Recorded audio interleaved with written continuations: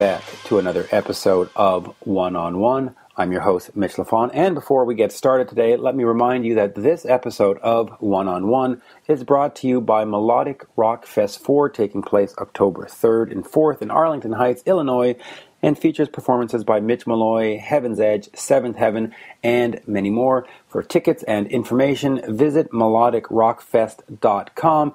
And now let me introduce to you Talking Metal host and my co-host today, Mark Strigl. Good day, sir. Good day, Mitch. How you doing today? Good. Well, you know, a little stuffed up, but that's right. Tis the season of allergies and wonderful things. Yeah. You know what? It's a good thing that I'm stuffed up because we've got a supersized show today. We're going triple header.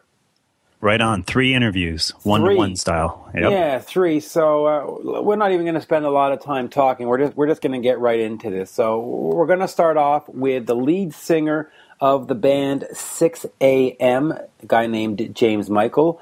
Of course, many of you might know James from his production work, actually, having done New Tattoo by Mötley Crüe, Saints of Los Angeles, Metamorphosis by Papa Roach, and, of course, Hammerfall's Infected.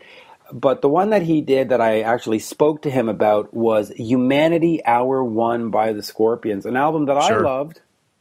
I don't know you loved it. But yeah, I liked it. It wasn't my favorite Scorpions record, but it was a record that I thought was good. It was solid.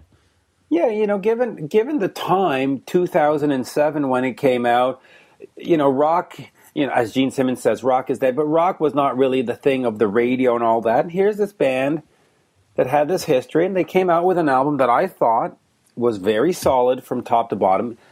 Is it, you know, something from what was their big album again? Blackout. Yeah. Of course not, but it was a great album, and James had a part in that. And so the reason he was talking to me this time is because Mötley Crüe, Sixx a.m. featuring Nikki Sixx and Mötley Crüe, have a new album called Modern Vintage. Had a chance to check out any of the singles floating around? Yeah, I did hear the one single and thought it sounded really great. They're a band I'm constantly impressed with. I mean, the songs are just so well crafted. And, of course, some real heavyweights with Nikki Sixx in the band and DJ Ashba. And James. And James, yeah. You've got 3 very good songwriters. I mean, Nicky has proven his songwriting skills. You can't even debate that. Whether you like Mötley Crüe or not, he's done songs that are iconic. Yes, definitely. And, I mean, the songwriting on this Sixx a.m. project just through and through has always been outstanding. And I believe this is the first album they're using real drums, too. I think DJ Ashba told me that when he was on Talking Metal a few months back. Yeah, and it's also the first album that's actually not tied in to one of Nikki Sixx's books. This is sort of the real first album, you know. Even though it's their 3rd album, the other ones were sort of concept album or soundtrack to the book albums. This one is just them getting together and rocking. And so we talk about that. We talk about the Scorpions. We talk about Mötley Crüe and DJ and the whole thing. So why don't we just sit back and listen to James? Right on. Mitch, how are you? Great, James. How are you? I'm great. So I guess we've only got 20 minutes, and I'm pretty long-winded, so I'll do my best to keep them short. Yeah, that's great. I always respect the time anyway. So we'll talk about Sixx a.m. and, of course, Modern Vintage. And, you know, we do use the audios, just to let you know. Great. So the first thing is I want to ask you now with, you know, Guns N' Roses and DJ sort of winding down and not having any touring plans upcoming, Nikki Sixx and stuff, you know, telling that Mötley Crüe is over. What does this mean for Sixx a.m.? Does this become more of the forefront project where you go out and do more tours, more albums, or does it sort of stay this sort of loose kind of project that comes and goes as needed? No, I think that we all look for. First off, I'll clarify. Mötley Crüe is definitely winding things down. They're on their final tour. I think that it would. Guns N' Roses is not actually winding things down. They're just taking a little break right now. But yeah, we're actually really excited about it. We've been talking with Nikki about it, and we're all looking very much forward to being able to bring Sixx a.m. more to the forefront of our lives, because it's a project that we love so much.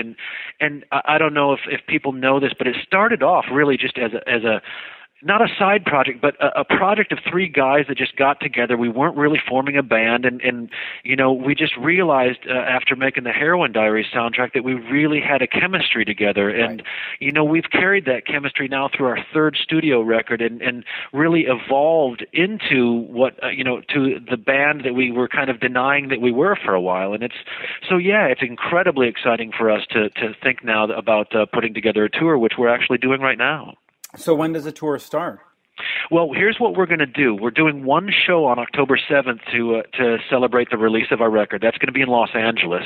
And on that day, we're actually going to make an official announcement I think the fans are really going to be excited about. But we've got big plans for 6 a.m. It's really been heartbreaking over the last two records to not be able to get out and tour. There's been such a demand from our fans for it, and when we record these songs, they're such visual and such theatrical songs that we always kind of in the back of our minds thought, boy, it would be fun to really bring a really powerful stage show, and perform these songs live. So now I think we're finally putting that together, and we're just thrilled. Yeah, and I'm very much looking forward to it. Now, you're a producer, but you're also guitarist and musician, vocalist in this band.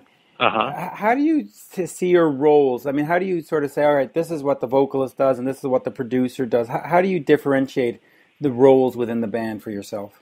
That's a great question, and typically it could be problematic. It's not in this case for a couple of reasons. Number one, I've always produced my own vocals since I started music in the first place, and I always record my vocals alone by myself. So I had to learn how to produce my own vocals over many, many years.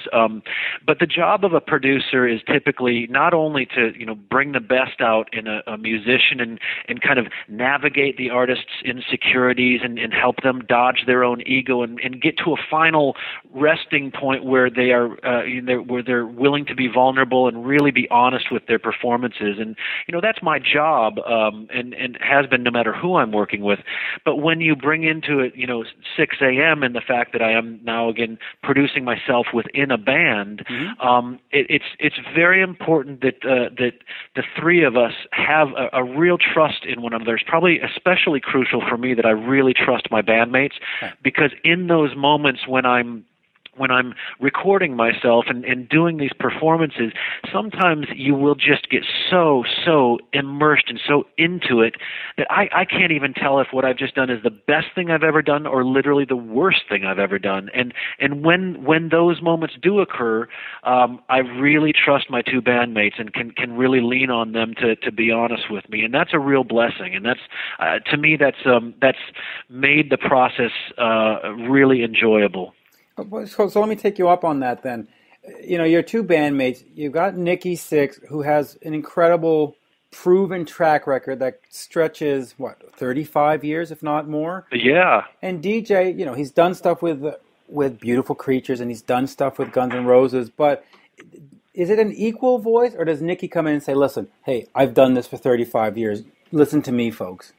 No, it's never been that way. It's always been a very, very equal thing. And I think part of that is because we didn't intend to be a band in the first place. This was literally three friends that all, have known each other in the music business and have worked with each other in other capacities and had no expectations other than let's get together and let's create something that nobody else creates, something that only the three of us can create. And there was never any pressure on us. And we've really made it a point over the years, even with the success that 6 a.m. has had, to always have it be that three different guys bringing something different to the table.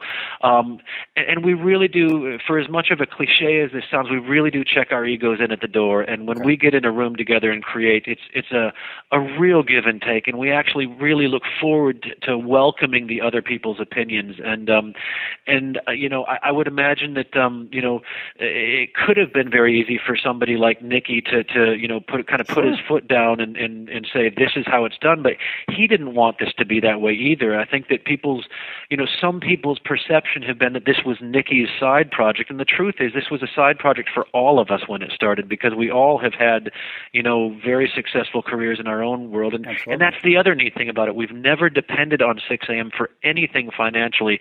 6am is solely three friends that were brought together by music, but we're not held together by music. I think that that music, 6am music, is now the byproduct of a really great friendship between the three of us.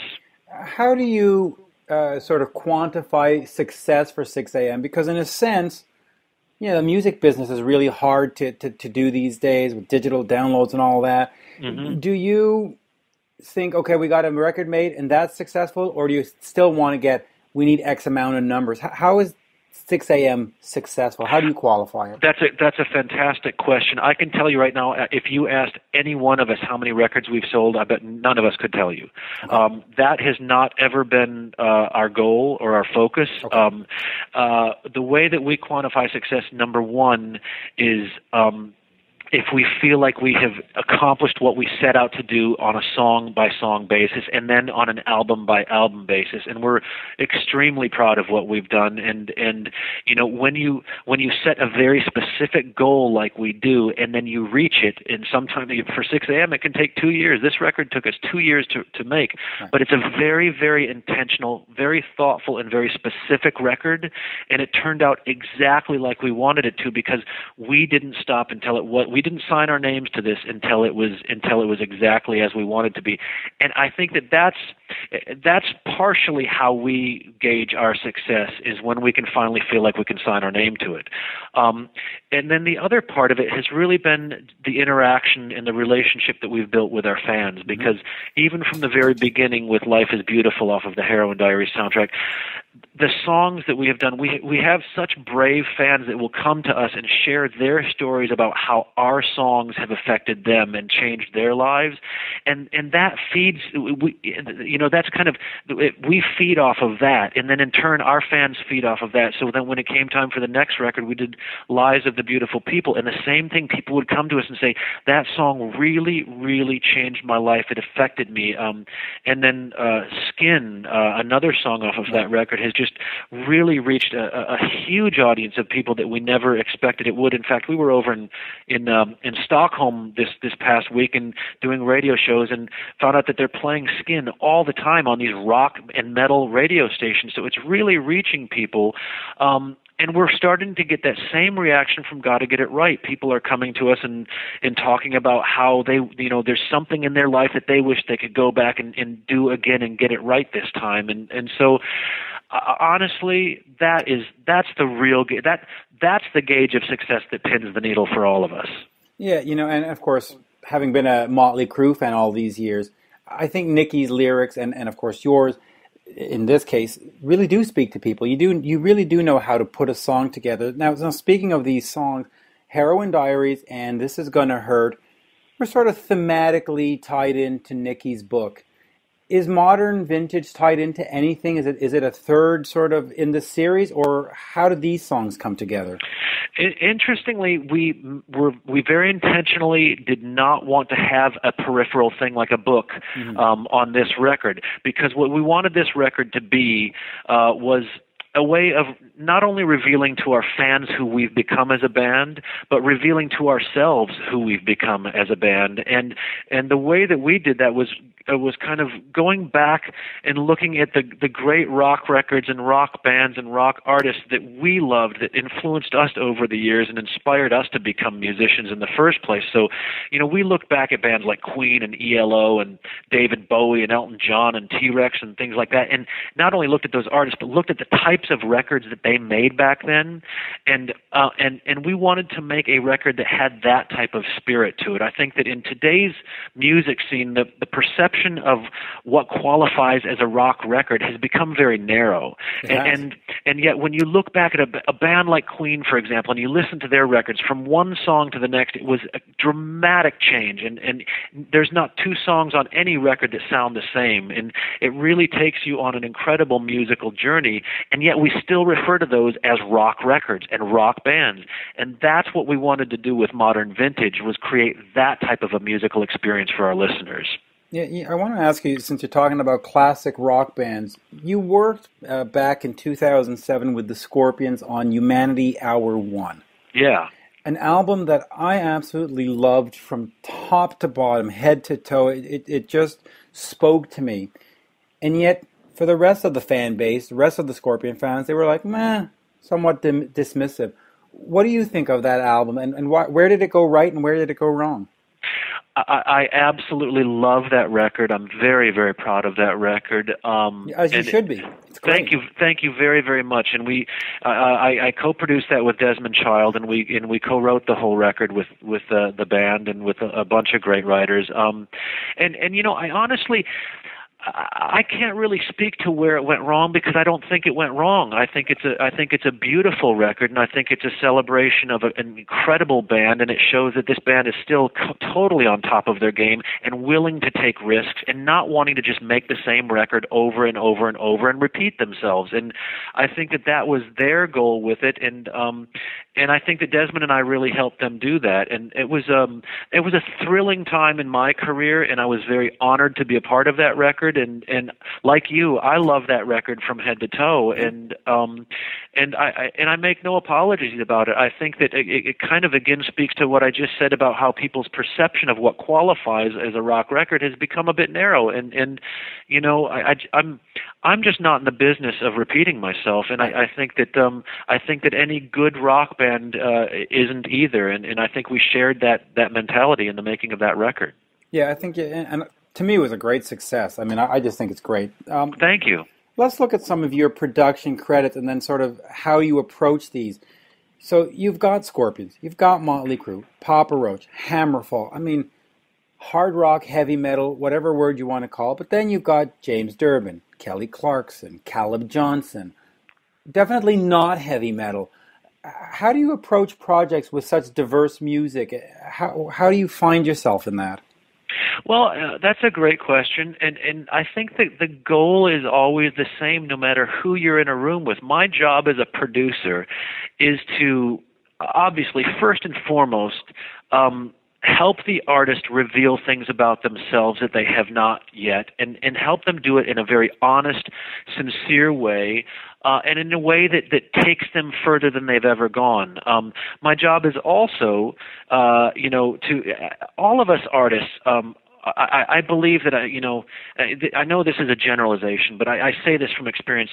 All of us artists are insecure. And you know, I think that's part of what's so beautiful about an artist's life, is that they are insecure and they're willing to deal with those insecurities and expose those insecurities. And the more you're willing to expose and be honest about it, I think the more you're going to connect with your audience. And my job, as the producer, is to help them safely and bravely kind of navigate those insecurities, and then also dodge the ego, because the ego is the thing that gets in the way of everything. And so if you can do that and kind of make it through that maze and get to the other end where you are allowing yourself to be vulnerable and honest, then I've done my job as far as a producer for that artist, and then they're there, and then the spotlight's on them, and they are ready to tell their story. But my other job, and probably an equally as important job, is to always represent the audience. You know, I have to represent the perspective of the audience, because, you know, an artist, it's very difficult for an artist to really hear themselves as others hear them. Right. And understanding that, because I'm an artist myself, but being able to kind of maintain that perspective and maintain a little bit of that distance, it helps me. You know, it helps me no matter what type of artist I'm working with, whether it's rock, whether it's pop, whether it's country. alternative, it doesn't matter, because the end game is the same, and the end game is honesty, and that's what I've always kind of held as my flag. You know, that's when I feel like I've reached that point, and I can stick the flag in the ground and celebrate what that artist does best. Then I've done my job. Yeah, and let me ask you, and I said we only got about 4 minutes to go. Some bands, and I'm thinking of Kiss on this one, they've started to self-produce themselves. You know, Paul Stanley comes in. Is there a danger in self-producing yourself? I mean, what do you see as the important part that a producer brings in? Yeah, there's absolutely a danger in it, and it's one word: it's ego. And that's not a bad thing. I mean, ego can translate to confidence, and confidence can translate to brilliance. But it can also be the biggest roadblock to really connecting with your audience. And I think that, there always is a danger in self-producing. You know, and I self-produce with Sixx AM, and I'm very lucky to have a couple of bandmates that I trust implicitly, and you know, in those moments where I guess basically all my career I've always recorded my own vocals, I've always produced my own vocals, so I have kind of learned how to balance that and you know, and make sure that I'm telling the story properly. But in those rare cases where you know, I get too close to something, I always rely on my bandmates. And that's always helpful. Now, if you don't have somebody else that is going to be honest with you, then it can be problematic.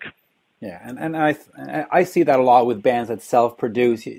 They seem to be lacking those extra ears that can perk up and say, that's not quite right. Because yeah, I mean, it always comes down to ego. I think it was David Foster said once, and he was just so brilliant. He said, all bands produce their records, they just don't get credit for it. And that's really true. You know, I just think that when people start power grabbing, and when bands think it's important that they see on the byline that produced by the band, I think there's just ego at work there. And you know, it should be enough that they're the ones there creating the music, and they're the ones creating the sound. They're the ones doing the performances. Isn't that enough? You know, that's what it's all about, my friend. True enough. And we've got about 2 more minutes. Why should fans check out Modern Vintage? I've listened to it. I think it's great, but why should fans who haven't heard it check it out? Well, I think that Modern Vintage for us is just really a celebration of what got us into the music business in the first place. It celebrates the type of rock records that we love. Those great 70s rock records that were so bombastic and just captured the imagination of the listener. And that's the kind of record that we tried to make with Modern Vintage. And I think that we've succeeded. This record will capture your imagination. It will take you on a journey. And I think that you will also, you know, not only will you learn things about Sixx AM, but I think that as you listen to it, you'll learn things about yourself and what made you love music in the first place. Yeah, absolutely. James, absolute pleasure. Thank you. I really appreciate it, man. I hope that we can sit down in person sometime. Absolutely. I'm up in Montreal, so if you ever get up here, absolutely, would love to. You bet, man. Thank you so much. Thank you. Bye-bye now. Bye-bye. What you just heard was Mitch's interview with master producer and Sixx AM vocalist, guitarist, and all around everything else, producer too. Everything else, yeah. Producer James Michael. Great stuff. Yeah, absolutely. And he, you know, James was so very kind. Afterwards, he tweeted out, just did this interview, and anyway, great experience, great guy. Great Good guy. stuff. Yeah, so and great music too. Love those guys. Yep. Yeah, absolutely.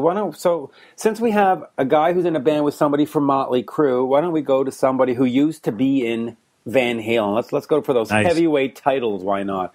Right. Gary Cherone, of course, Extreme. He's the more than words guy, which I ask him about. I say, does it bother you to be the more than words guy? And he answers and talks about that. But cool. You know, he talks about his new album, Retrogrenade, with his band that his brother is in, HURTSMILE, and you know, I had a chance to listen to the album. It comes out in October in North America, but it's been out in Japan since April. And there's a lot of Cheap Trick vibe going through it, especially the song Hello, I Must Be Going. So I start off by asking him about Cheap Trick and what he thinks of the band. And that was a cool answer. And, you know, after that, we move into Van Halen. And his time with Van Halen and looking back 16 years later, what he thinks of the whole situation. And then we talk about a very little known fact. In 1998, in July, I believe, of that month, they had recorded an entire show in Pittsburgh. And to avoid having to go into the studio to do touch-ups, the day before the actual show, they recorded the entire dress rehearsal. So they did 2 shows, one just them and the empty venue, and then, of course, the actual show, just in case they needed to fix a vocal or get a guitar part or whatever. And the album was on Warner's release sheet. It was supposed to go in the fall of '98. It was good to go. And then, of course, you know what happened. The band fell apart. Fans didn't react. The album dropped off the charts. The tour got cut short. All hell broke loose. And, of course, Warner pulled the plug. But they own, in their vaults, an entire Gary Cherone Van Halen show live in Pittsburgh. And, boy, I would so love to have that. I mean, I remember seeing it on the release sheets back then. And I go, dude, I'm in. I'm getting that when it comes out. It was actually slated to come out in Japan first, and I had pre-ordered it and everything, and then it never came out, and it bothers the hell out of me, quite frankly. Yeah, interesting. And so he reminisces about that. Gary Cherone record that they did, Van Halen 3, I actually really dig a handful of songs on that. Yeah. One I Want, Without You, and...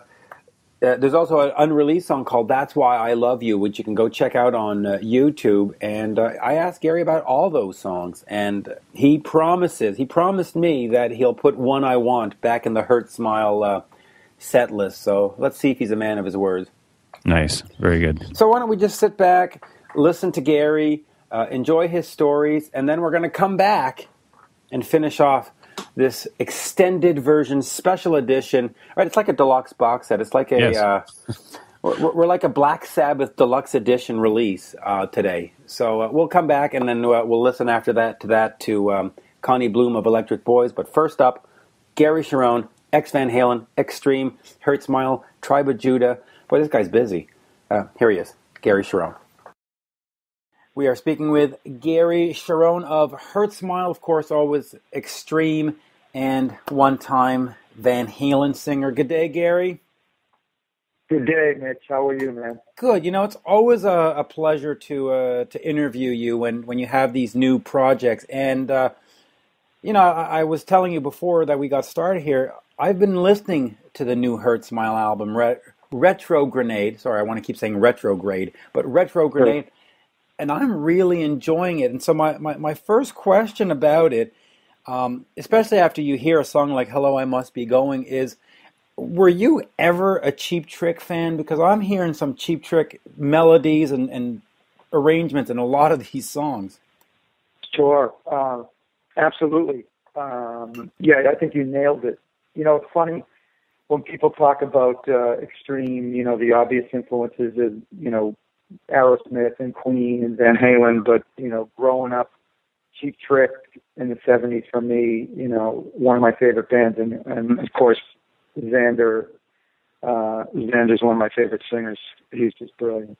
Yeah, so yeah, there's without a doubt, I think in a few of the songs on the record, there's some Cheap Trick influence, kind of like that pop rock element to it.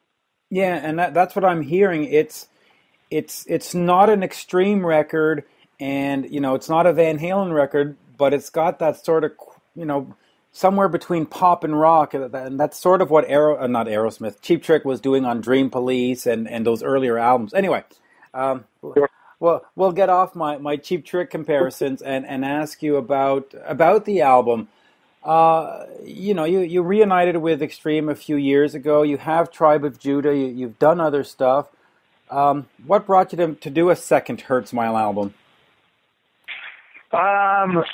It's fun, keeping busy and enjoying the guys I'm playing with. You know, Extreme just got off a 2-month tour, right? In Europe and Asia. We're planning on going into the studio in the fall. Right? You know, we've written material, but actually hashing out and recording it by the end of the year. So keeping busy, and you know, HURTSMILE it's not a project. It's a band, you know, that I like to keep going, and it fills the cracks, you know, fills in the cracks as long as you keep them busy, keeping them chopped up, and enjoying the guys you're playing with. Then you keep it going. Well, I'm glad to hear that there's another Extreme album on the way. So then the question obviously becomes, when you're writing these songs, you know, when you're writing Big Government, I Still Do, Hello, I Must Be Going, how do you decide that that's not an Extreme song and it's a HURTSMILE song, or vice versa? How do you decide which pile of band it goes in? Right. Yeah, great question. Interesting question. I don't really think too much about it. If I'm writing a song by myself, you know, either on a guitar or sitting down at the piano, it could, for me, anything that I write can always be an Extreme song. What makes it a HURTSMILE song or a Tribe of Judah song would be the collaborative process. You know, I like to write to a guitar riff, comfortable with that. And so Mark and the HURTSMILE guys, you know, would jam on a riff, and I'd write to that. So it's really who I'm writing with at the time, unless, not to say that there couldn't be some, you know, a track that we do that didn't make a HURTSMILE record or whatever, and it's sitting on the shelf that I wouldn't present it to Extreme, but that hasn't happened yet. So, you know, you mentioned that the song is affected by the players. Does the song affect the vocalist? Do you change what you're doing if you're singing in HURTSMILE or if you're singing in Extreme? I don't know. I think that would probably be better answered by the listener. Okay. You know, I think I just approach it, you know, the creative process is whether I'm home or in a car, you know, listening to a rough demo back in the day, cassette CDs, or, you know, just listening on the computer over and over again and just, you know, scatting over a riff. That's how it works for me, you know. You know, and I just want to say one thing about the new album, Retrogrenade. As a reporter, you get sent these links where you get to preview the albums ahead of time, and I say this sincerely and honestly. I'm not interested in the link. I am interested in actually going out and buying this album. I'm looking forward to it being in stores. I really enjoyed it that much. And oh, thank you. You're an old school guy, then. Yeah, I'm old school. I love holding stuff in my hands, and you know, it goes back to that last Extreme, and I don't know if I can pronounce this, but Sadase de Rock or whatever it was. How do you say it? Yeah, Sadaz the Rock. Yeah, we have a habit of having some difficult titles. Sadaz the Rock and now Retrogrenade. So Retrogrenade. Now there was a song on their name called Star. Really sucked me in. A great album, great song. Thank you. When is the next Extreme coming? Because you just said that you were starting to write it. Yeah, we're going to finish it this year. That's the plan. And then, believe it or not, we had a lot of success with this Pornograffitti in Europe and Japan, and there's some demand for it. So we're planning on doing it at the top of the year, going out and doing America proper, and doing Pornograffitti, and then encoring with, you know, catalog songs and the new material. I believe it's safe to say that we'll probably do the Pornograffitti tour before the record comes out, and then have the record come out in and around that time, so then we can come out and do that record proper. You know, maybe go to Europe and then come back to America to split the two American tours. You know, that sounds great. And I do want to get back to the Pornograffitti tour in a second. In terms of HURTSMILE, though, what's the plan? So the album comes out, and then what? Tour, or is it just sort of, well, it exists out there and enjoy it, fans?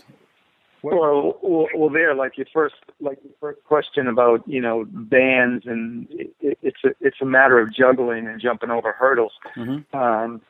We're releasing it October 7th. I'm very excited about it. It's going to be out there for people to hear. I tell people even steal it. Just get the music. At the end of the day, I don't think we're not making a lot of money. Putting it out there. I want people to buy it. Of course, I want people to buy it, but it's more important that people listen to it and dig it. And so we're gonna put it out. We're gonna do a couple regional shows, and then I'm heading out to Extreme Land in LA. And after that, we're gonna come back and do some touring with HURTSMILE and Pat Badger, who's putting out a solo record. He Right. finished it. He's putting it out. So we're going to do some shows together. Me and Pat will argue about who backs up who. and then, HURTSMILE went to Japan in 2011, which was great. So that's a goal of mine. I don't know if we'll get to Europe, but we hope to play some bigger markets in the States with HURTSMILE. Is it vocally impossible for HURTSMILE to open up for Extreme? Throughout the last decade, Drama Gods and Tribe of Judah and HURTSMILE and all that, we laughed about it, talked about it. You could have your own festival. Yeah. You get all the band. Yeah. You could have a 10-band festival with the same four guys. Yeah, I think it'd be a little rough vocally, warming up for Extreme. No, I'd like to keep the band separated. How much impact does Rihanna's touring and recording schedule have on what you do with Extreme? We work around it. We understand. The 3 years ago, Nuno had the opportunity. We encouraged them. It was a great gig. It is a great gig. He enjoys it. Yeah, and he enjoys it. He's playing with some monster musicians. It obviously raises the profile of him and Extreme. So, but there are hurdles. We do have to coordinate. We did this year because we actually finished 2 months in July, and he was off doing Rihanna in August. And so I don't know how he does it, truly, because we were exhausted after the Extreme tour, and then he went out for a month with Rihanna and Eminem. So he's decompressing now in September, and we're ready to get back together in October. When you go out and do the Pornograffitti tour in full, and you play an album in full, do you go back and discover anything from the original album that you go, wow, we need to fix? And does it make you want to redo the album or reinvent the album? Or do you just go back and say, wow, we just really had something. Maybe on the next album we should try that again? We did have a rediscovery of Pornograffitti on this tour. Going into it, I remember we had a discussion in rehearsal about, Pat, Nuno, and Sig wanted to do it in chronological order, and I first thought, I don't really want to do More Than Words, fifth song in, we're just getting started, and usually More Than Words comes later in the set, and they convinced me. I'm happy to say I was wrong, and actually doing the record in chronological order, in its entirety, it had a great ebb and flow, opening up with Decadence Dance and When I First Kissed You, kind of 2/3 in there, and it, the crescendo is Song for Love and Wholehearted. For those people who don't know it, that's the last song on the record, and great song, by the way. It worked. Thank you. It worked great as a show. It worked great. It ran about an hour and 15. We kind of, took our bows, got off stage after Wholehearted, came back for another 45 minutes and did, Play With Me off the first record and songs off of Three Sides and Punchline. And, the show is actually the most memorable tour. Collectively, we loved it. We enjoyed it, and I think as far as the music of Pornograffitti, it made us feel good. It was a good record. It was a concise record, and we enjoyed playing those songs. We haven't played some of those. We always have done Decadence and Get the Funk Out throughout the years, but we haven't played Teen Man, Woman Hater, and Money, and Pornograffitti, the song Pornograffitti, and Susie Wants Her All Day Sucker, all those songs. We haven't played since almost our club days, almost since like 1991 when the record came out, and we didn't even do all those songs when Pornograffitti came out. So that's what made it fun. And we never even we never did When I First Kissed You, kind of that Sinatra piece on the record. So that was enjoyable as well. Quickly about More Than Words, since you mentioned it, arguably the biggest song you've ever done, or at least with Extreme. At some point, does it overshadow the other stuff you've done? Because people go, oh, well, Extreme, that's the More Than Words band. Do they sort of forget that there's other stuff? Yeah, I think we're past that right now. Throughout our career, it was that blessing and the curse. We resented it at one point in our career. Not that we resented it, but we were that band to say, hey, wait a minute, we're not the ballad band. Right. But the song became bigger than the band. But at this point, looking back in retrospect, it was what brought Extreme to the mainstream. So we look at it as, if there was not More Than Words, would the band have been exposed to, a wider audience? Yeah, go ahead. Sorry. Yeah. No, I think, the stars aligned because More Than Words came out in '91, the summer of '91, which we were touring Europe. We befriended Brian May around '89, '90, and More Than Words blew up, and that inevitably led to the Freddie Mercury show. I bring that up only because that to me was another thing that brought us to a wide audience. Being part of that show. Absolutely. So I look at More Than Words and the trivia concert as probably two watershed moments in this band's career that made the band bigger than maybe it would have been, without that. No, you're absolutely right. And one led to the other. You're absolutely right. And I asked that question because I once spoke to Doug Feger of the Knack, and I said, tell me about My Sharona, and he said, oh, that's an albatross around my neck, a golden albatross, mind you. But everything the band ever did was defined by My Sharona. And I was like, then he said, you know what? It bought me my pool, my car, my house, right? Right. And, I think it just sum up that, it comes with age, growing up, you kind of take things for granted. And, even Wholehearted was riding the crest of More Than Words. Sure. Great song. Some people think it's a better song than More Than Words, but would Wholehearted have gotten attention if it wasn't the follow-up to More Than Words?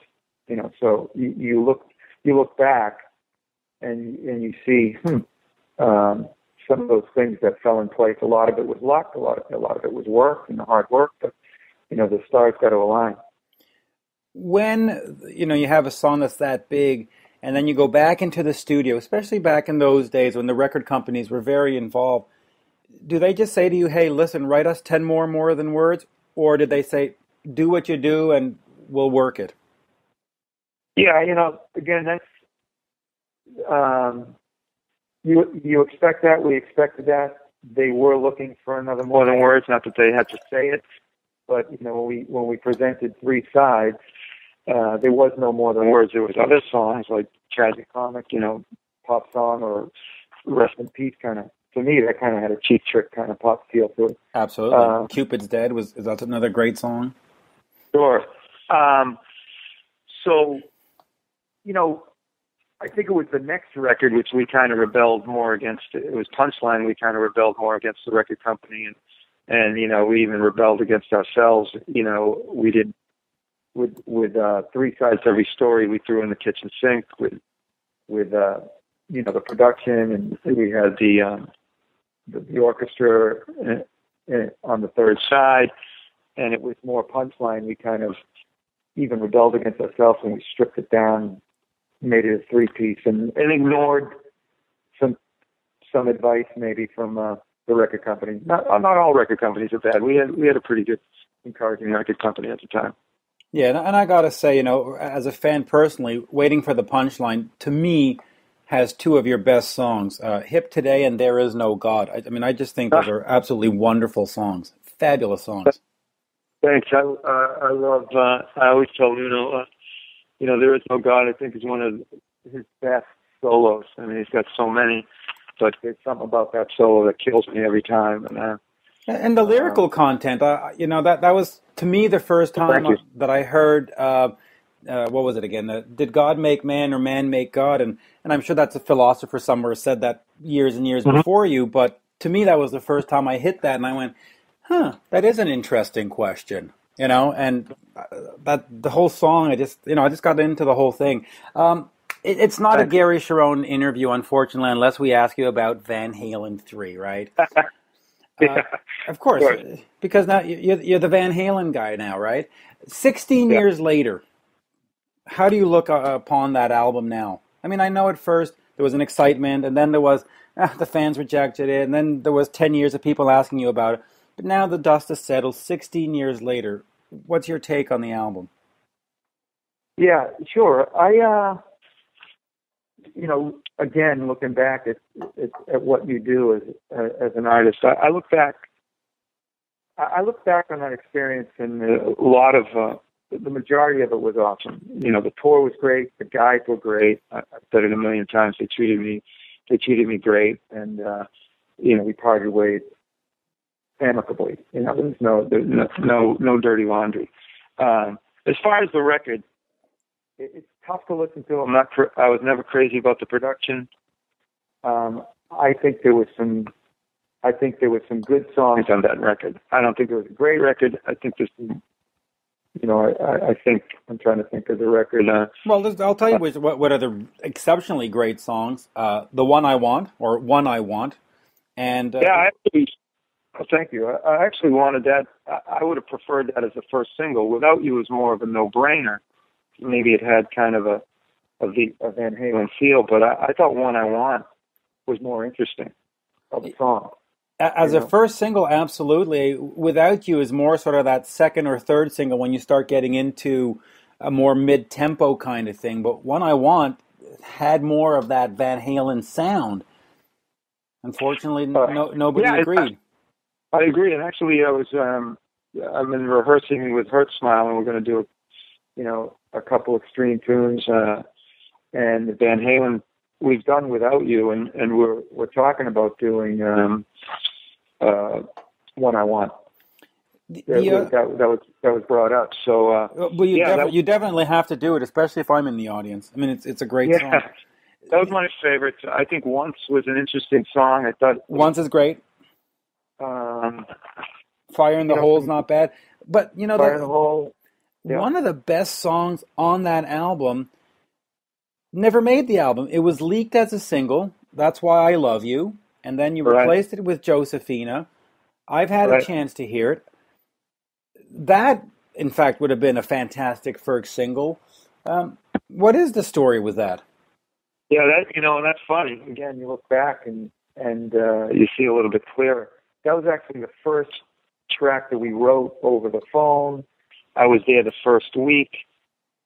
We did a quick vocal to it, and then we kind of, Eddie was writing One I Want, and Without You, the first day I came in, I think we wrote Without You. And it just kind of got pushed aside. And at the end of the process of putting the record together, I think Josephina was one of the last ones we were excited about it. Good song, a little intricate guitar, what Eddie was doing there. And it just, we kind of shelved it early in the process of making that record. And now looking back on it, that had a lot of great Van Halen elements. That had that, that where Van Halen rocks but has that pop element with, Feel Your Love Tonight. So that to me was in that kind of Van Halen pop category, which, you look back and you go, maybe that could have changed the course, Yeah, it's too bad that sort of the only place where you can see that is on YouTube or on some bootleg site, because I really think it would have made a difference in that album. It wouldn't have changed the history of Van Halen. I think what happened after was going to happen. But right. I think fans would have gone, hey, there's 4 good songs on here, there's 5 good songs on here, and rather than just go, oh, the whole thing is terrible, and which it isn't. When Van Halen puts out greatest hits, which they have recently, and they don't include any of the songs, even though Without You and One I Want are good songs, and does that hurt you? Are you offended? Or is this just like, listen, whatever? No, and I'm being honest, it doesn't bother me, because when I joined the band, they put out this greatest hits. I think it was a DVD. And right. They did include Without You. Right, video hits, best of video hits, Volume 1, right. And, no, what bothers me is when people compare the eras. I don't consider myself a Van Halen era. I consider myself, I did a record. I did a record and a tour. Well, you did 2 records. When you think about it, you recorded a live show in Pittsburgh that was scheduled to be released in Japan, and then it got pulled off the schedule, and I completely forgot about that. Yeah, and I would certainly love that live in Pittsburgh to be released. I mean, why not? I mean, 16 years later, they're not forging a new market. Just put something out cool for the fans and let them hear you sing right now, and all. I completely forgot about that. I don't know. That's certainly not on their. I don't know what's on their agenda now. Doing another Dave record. I think Sammy reached out with the challenge there, so I don't know if those guys are talking. But I think they're making some music. You never know. A lot of times, record companies put out content just to make some money. So I don't know who really has ownership of that live. I personally would like to hear it. Yeah, I mean, I would imagine Warner must own it, and as far as I know, it was done. It was ready to be released, and then they pulled it out at the last second. So it's, as far as I know, it's been mastered and mixed, and it's good to go. But do you remember anything from that night? No, I remember that when we were doing that, and from what I know, it was shelved before any mixing, and I never heard of them. Well, when I was in the band, we never addressed that again. I don't know if it was supposed to be mixed for a simulcast radio thing, but it was, once I was out of the band, I doubt that they would have looked at that again. Of course, you would know a lot more about it being there than I would. I mean, I just hear from this guy who said that to this guy. But do you know, last question on that, because, do you know if they recorded 3 or 4 shows for what would have been the release, or was it really this one-shot deal, let's go, and we'll take the best 10 tracks, and that'll be it? Did you have any idea what the plan was?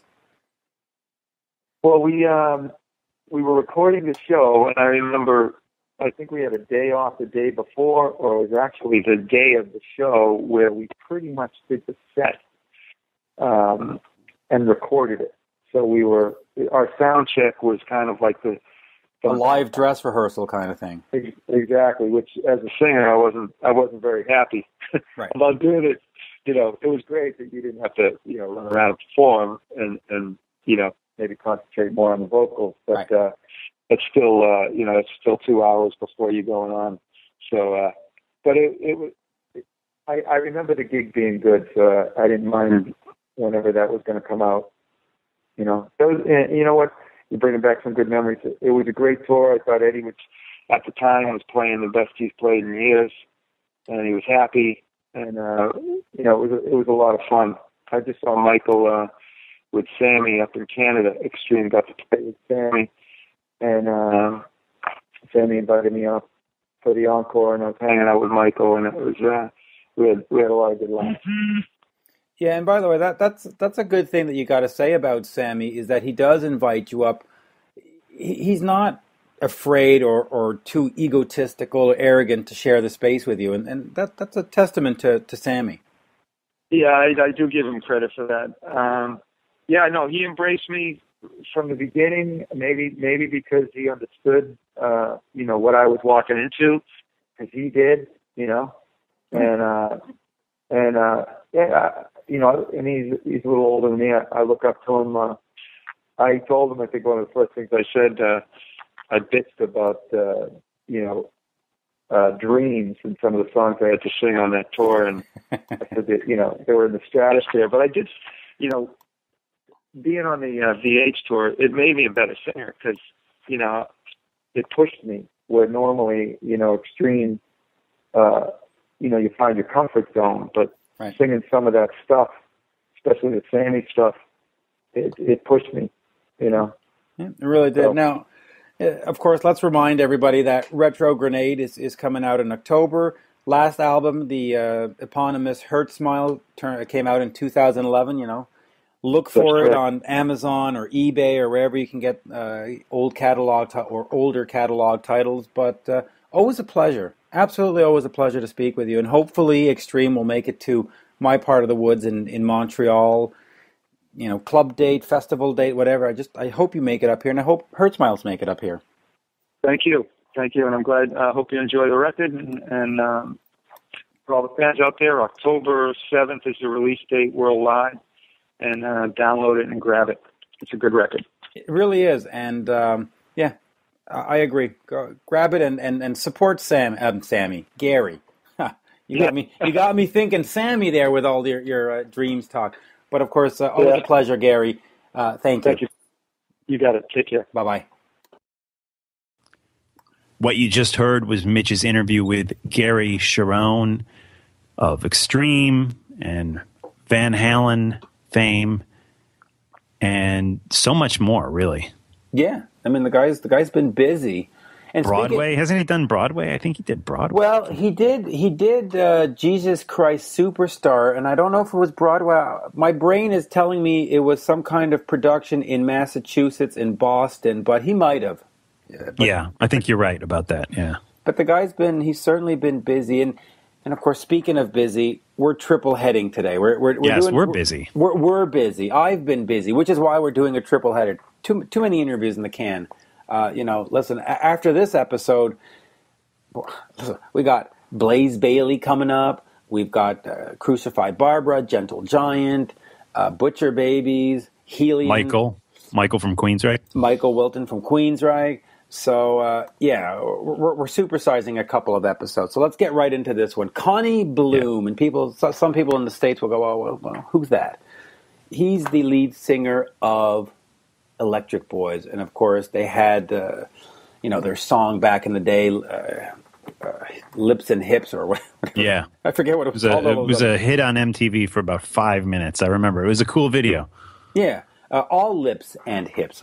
Sorry, my little brain spasm there. But they've got this new album that unfortunately has only come out in Europe called Starflight United. And, I got the album and I know the band's history and I've spoken to Conny before and I really had no expectations for it. In fact, I might even say that I had negative expectations for this, and I put it on, and that first song, Spaced Out, just gets it cranking, and you can check out the video. It's on YouTube. The official video is on YouTube.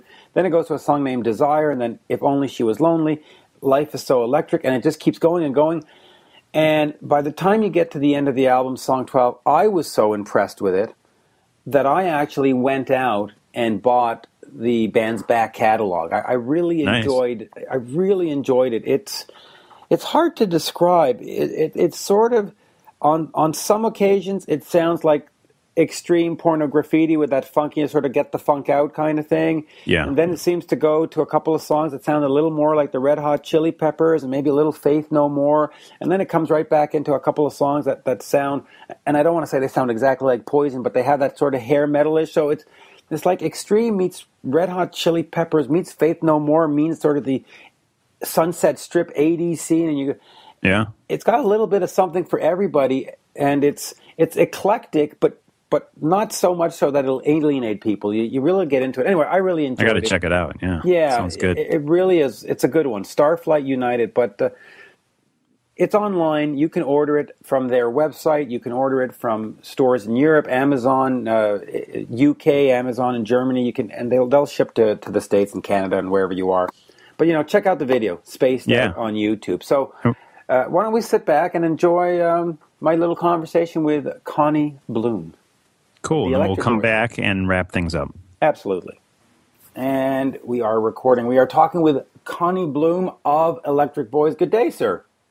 Good day. How are you? Good. It's early for me. The time between Montreal and Sweden is not the same. The magic of the internet, we get to do these interviews in the same room without actually being in the same country. So that's kind of cool. It is. So we're going to talk Starflight United, the new album by the Electric Boys. And, of course, we'll talk about Silver Ginger and we'll talk about Hanoi Rocks and all the background stuff. But my go-to question in these situations for anybody making new music is, why bother? And, Gene Simmons has declared rock is dead. Everybody says, the internet. So the question is, why bother? Because I can't stop. Right. Really, it's that simple. And I feel, it's what I've been doing all my life. It's what I know. I don't see any point trying, starting over, doing something completely different. There's nothing else I would rather do anyway. So, I don't have much of a choice, really. So what's the plan for the record now? It came out recently. It's got some great songs on it. I think it's a great, fun album. Songs like If Only She Was Lonely, Desire, Spaced Out, Tramp, I think they're great songs. Is there a tour coming up? There's a UK tour coming up now. Okay. And then a Swedish tour. And we've had lots of requests about going to America, and we would love to, but we need you gotta set it up properly. It'll just be too expensive. You just can't go there and hope things are gonna work out, so to speak. So we need somebody in the States, first of all, who can pull some strings and make it happen. It would be awesome. But America and UK and Sweden was our best territories. Yeah. Before, so it'd be great to. We definitely want to get the record out in America and try and do what can be done. So what can be done? What is the sort of plan of attack for a band like Electric Boys, being in Europe and trying to get over to North America? Is it just working social media? How do you work it? How do you get over here? Well, obviously, social media is really important. Probably the most important thing. There's a lot of people out there who knows about us, but they don't know. Maybe they don't know that we're around anymore. So you just gotta build on your fan base and try to get it out to as many people as possible. I still get people, even in Sweden, coming up to me saying, that they were huge fans and they're asking for us to reunite. And I'm like, we've been together since 2009. But if you're not on the right Facebook, right pages on the whatever, because at least in Sweden there's not much rock and roll going on TV anymore, and same thing with the daily magazines and stuff. You don't get much of that. There's more. It's mainly pop and dance focused, oriented, or whatever. But so yeah, it's hard work. It's time consuming, but I still think it's worth it. It really is. All lips and hips. big hit. How did that change your life? Well, like I said, it was a big hit, and it was the first song from the first album that really got people's attention. So that's what opened up all the doors to America, for instance. So yeah, it changed a lot. Now, let's talk about some of the other bands you've played with. Silver Ginger 5 with, of course, Ginger from the Wild Hearts. How did that project come together? How did you meet him? It was I think it was meant to be a solo album at first, and so the album was recorded, but then he wanted to put a band together. He didn't feel at the end that it was a solo project. It sounded more like a band. So, and he got in touch he started looking for people and heard about me. He got in touch and we met up and we put a band together. Did some tours in UK and Japan. How was it working with him? I mean, he's known as this prolific writer who will have 10 songs written in about 20 minutes. Did you get that sense? Was it a fun time? Yeah, it was. It was too much fun. He writes a lot. The funny thing is, I don't really see him write. I never really saw him writing. He's constantly working on songs in his head, I think. We got together to write for like 3 days or something like that. Went to some festival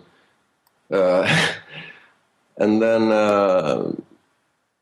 in the end it was like, the management, they started calling and saying, have you got any songs now and what's going on? And we said, yeah, we got some great stuff coming up. So we went to the pub and we had a few titles and a few riffs, but still without guitars. We were just like singing riffs, and Ginger would say something like, if you have a title like this, how would you sing it? And I was singing to him like, I would do it like this, and what kind of riff would it have? And we'd sing a riff, and then, a few pints later, we basically had the 3 songs, the core of 3 songs. So we went in to demo them, and I think they were released later as demos. I think so, or like bonus tracks. Why didn't the band go on? You have to ask him. I think he just wanted to move on, like he does all the time. Yeah, make some music, move on, do something else, and then do something else again. It's a bit of a strange way to function, I find, but it is what it is. Well, it's the people are different, and I remember I kept saying to him that longevity rocks or whatever, and that's sort of how I look at it. But then again, he's done that with the Wild Hearts. He kept them going, and that's something he always, or seems to be coming back to, and they've certainly built up a great fan base.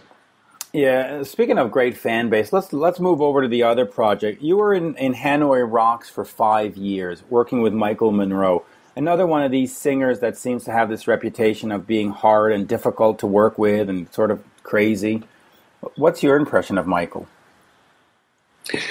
If he was that difficult, I wouldn't be in the band for 5 years. I mean, it's really simple. I mean, I've had some people saying, last time was like yesterday. Somebody texted me about something and saying, I remember when I met you first time. I'm glad you're not the asshole I thought you were back then.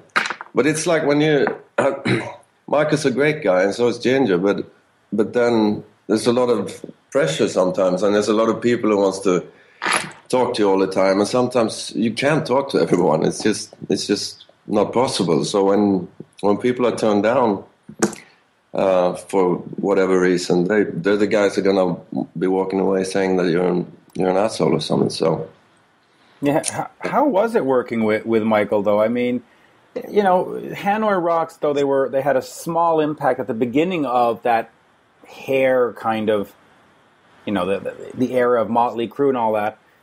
they've managed to last just on that initial impact. How was it playing those songs, and what made those songs special?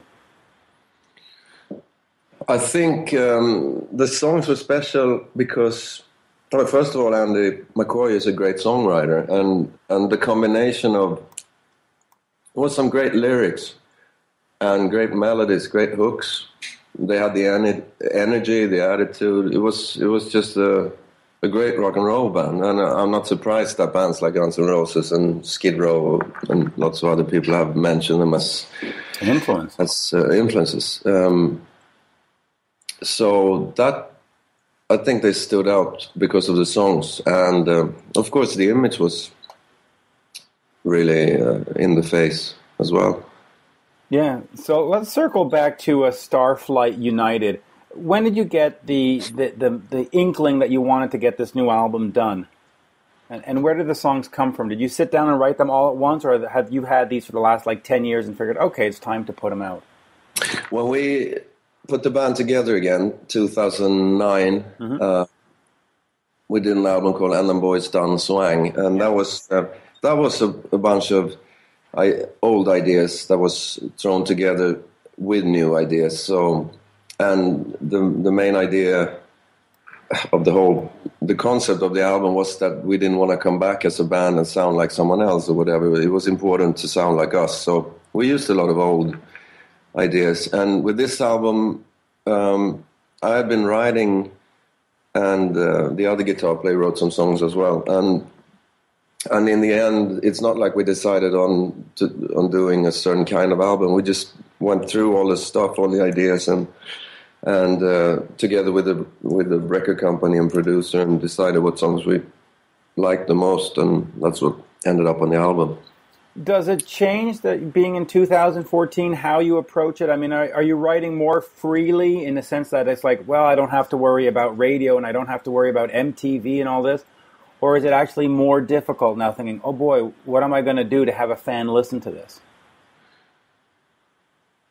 It might be the same, but if anything, it's easier now because, just like you said, I mean, there is no rules, so to speak, to what can be heard on radio or be a very a video that's going to get like a million viewers or whatever. I mean, it was easier like that because in the 80s you'd have like one of those football backing vocals things going on top of a hard rock riff, and you could say straight away that's going to be a hit because that's what hit sounded like. But nowadays anything can be a hit, really. So and even the greatest songs don't become hits, so you never know. I don't think when I write a song, is this going to work on radio? Or because I think that's all fucked anyway. Yeah. I just want to try and write great songs and perform them as good as possible. Why go out as the Electric Boys? Why at this point not go out just as Conny Bloom? Because Electric Boys is me. If I pick up a guitar and just start jamming away and someone sits next to me, and I'm sure they're going to say, that sounds like the Electric Boys. So, and the name is more known than my name in itself. So, and I mean, after Hanoi, when I talked to Andy, the bass player, Electric Boys bass player, and I said, what do you want to do? And he said, I'd like to...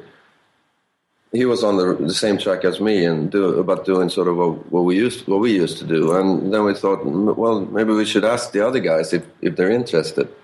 Had they said no, maybe I would have gone down some other path. But now they wanted to put the band together, and I just felt like if we're going to do that kind of groove rock, then we might as well do it with one of the best bands doing it. Yeah. Really.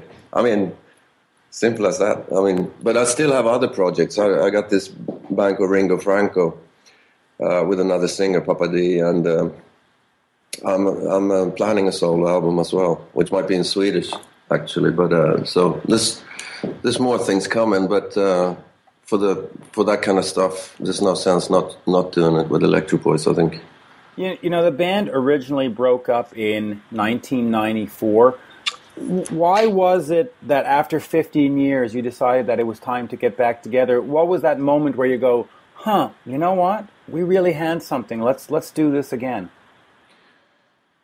I think that's a long time between. It is, but it was, for me anyway, it was because I had been in Hanoi and for 4.5 years or 5 years, whatever, and that was sort of more straightforward rock and roll, which I love and which is what I grew up with. But electric had more of a different kind of groove to it. I guess it's sort of more connected to Hendrix and 70s hard rock maybe and stuff like that.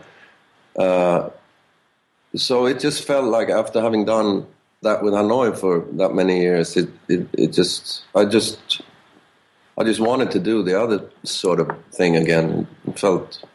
It would feel refreshing to do it again. Okay. So for fans who haven't checked out Starflight United, exactly why should they check it out? Well, give me your best-selling pitch. I think it's a great album. I think it's a lot of fun. But why do you think a fan who hasn't heard this, who's listening to this interview today, should go pick it up? Well, I think it's got to come. Like our band has always been about three things, and that's like good melodies, good guitar riffs, and groove. And if you put those three things together good enough, you eventually end up with a good song, I think. And nowadays, if people always want to compare, but I still think we're sort of one of those bands that are still around that comes from that sort of. We're younger, of course, but we come from the same sort of tradition, like the old 70s hard rock bands used to do, like Aerosmith, for instance. Yeah. And there's not that many. You don't get that many bands nowadays doing it that way. There's a lot of rock bands and hard rock bands, but they sound in a different way. Yeah, I do agree. There is a great funk to it. There are some songs that I listen to on this album where I think, wow, this has a bit of what Extreme was doing. And then there are other songs, I hear a little bit of what Faith No More is doing. There's just this funk and this different approach to it, which I think is really great. But yet it's still a nice hard rock song at the same time. It's a really well put together album. Okay. What's next? Where do we go from here? I mean, how long do you tour this? How long before you say, hey, we need to do something else? Well, I'm constantly writing, and but I do think the album's got some really good songs on it. So I would like to keep promoting it and pushing it as much as we can, and definitely want to try and get it out because it's not out in the rest of the world. So we want to focus on different markets as far as the distribution goes. Yeah, it's out just in Sweden, I think, for now. Yeah, or Scandinavia. I know it's out in Finland as well, and so yeah, it's something we're working on. So let's tell fans how to get it. What's your best recommendation? Is there an electricboys.com? Is there just an Amazon? Where do people get it?